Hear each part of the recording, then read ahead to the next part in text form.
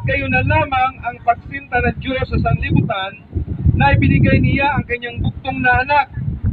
Walang iba kundi ang ating Panginoong Jesucristo, upang ang sinumang sa kanya'y sumampalataya ay huwag mapahamak. So, doon sa ibinigay ng Diyos Ama, walang iba kundi ating Panginoon, sa sinumang sa kanya'y sumampalataya ay hindi na mapapahamak kundi magkaroon ng buhay na walang hanggan.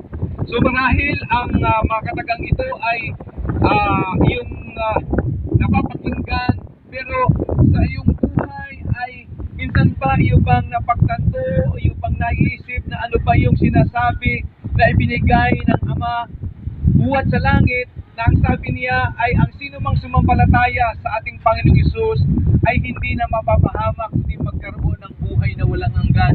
Sapagkat ang katotohanan, ang tao po ay talagang mapapahamak.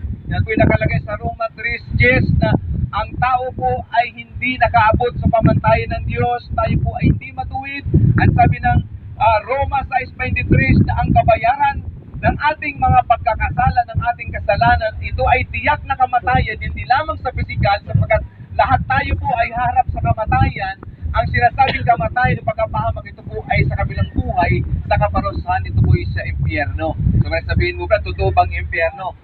Kung hindi totoo ang Biblia, ay marahil hindi po totoo ang impyerno. Pero kung totoo ang Biblia, marahil ito din po ay totoo sa ating hanggang panahon natin ngayon. Ang impyerno at langit na walang iba, ito po ay pupuntahan ng mga dalawang uri ng mga tao, na ang pupunta sa impyerno ay ito yung sinasabihan ng ating Panginoon na sumampalataya ka sa ating Panginoon Hesus, hindi ka na mapapahamak. Kaya lamang, dahil sa hindi mo pagsampalataya sa ating Panginoon, ikaw hinukuman na.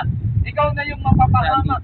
Pero salamat po sa ating Panginoon, ang tao kapag umiibig sa kanyang kapwa-tao, ang kanyang iibigin ay itong kaibig-ibig sa kanya.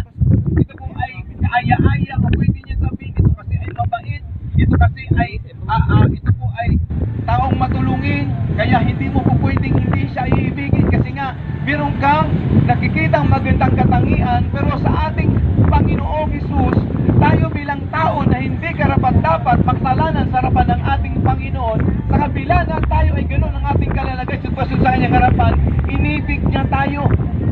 Kabaliktaran po ang pag-ibig ng tao pagdating sa pag-ibig ng Diyos. Yung hindi kaibig-ibig at dapat mapahamak, ito ang inibig ng ating Panginoon, at sa kanyang pag-ibig na ito ay ibinigay niya ang kanyang buktong na anak na si Jesus.